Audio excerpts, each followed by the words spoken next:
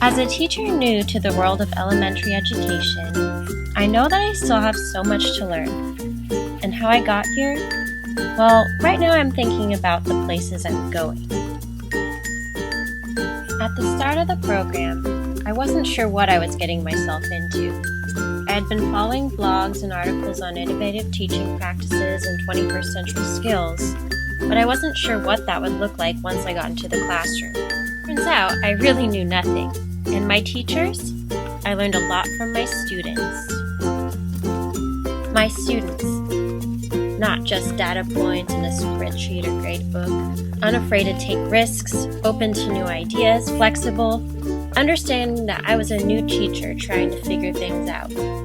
I learned that each student was an individual that had their own needs, and it was my job to meet them.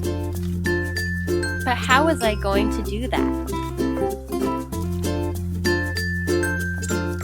During student teaching, I began to see what the pedagogy and theory we were learning in our methods classes looked like in practice.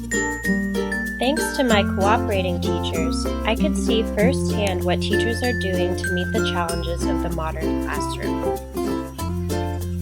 And the steps to meeting the needs of my students depended on planning.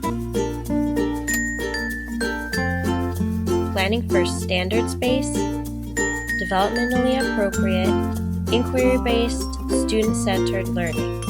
Learning that served as a form of social justice to equip my students with the skills to meet an ever-changing world, a world that sometimes worked against them. Which brings me to equity. In my classroom, equity comes in the form of meeting students where they're at, and not adding on or modifying a learning experience, but rather honoring the diversity of thought and approaches through differentiation in delivery, content, and assessment, and promoting collaboration to solve problems. To do that, creating a classroom environment that is safe, respectful, and a space for students to call their own is just as important as the content areas we are teaching.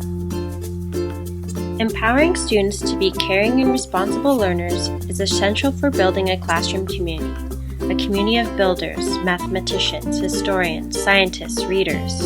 With the socio-emotional skills they will carry on into future classrooms and beyond. The future holds so much for my students, but also for myself. As a practitioner, opportunities for professional development come in many forms.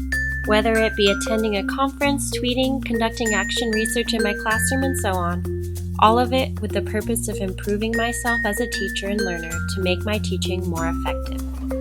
These lessons remind me that my love of education, something that has driven me to pursue all of my biggest life decisions, reflects my greatest values and inspires me to teach. I am motivated to keep learning by my students and all of the people who have helped lift me up to where I am today.